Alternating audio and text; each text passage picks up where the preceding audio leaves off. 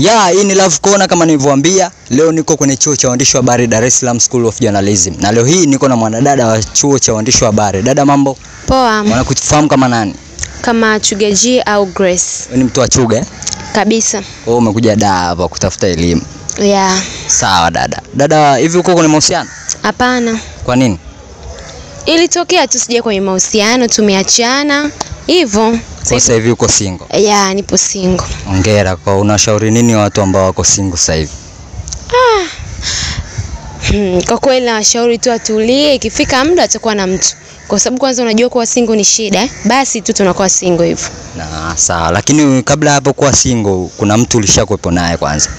Of course nikopo na mtu.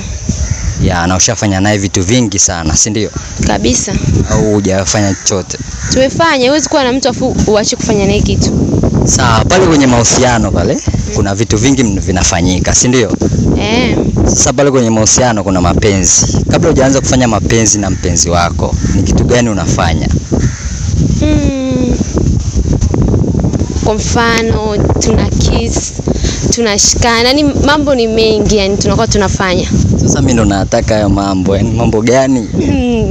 Sio kama hivyo nilivyosema tuna kiss. Unajua kuna kukiss tofauti, kuna kupigana mabusu, kuna romance, kuna kushikana. Yani hivyo tu yani. Hii ni Love Corner kwa kona Mijim Safi 01 maji ya Meloa. Ifuatilie kwenye Njoki Linyo Media TZ, utatupata pale. Usisahau kusubscribe, kushare, kulike na kutoa maoni yako.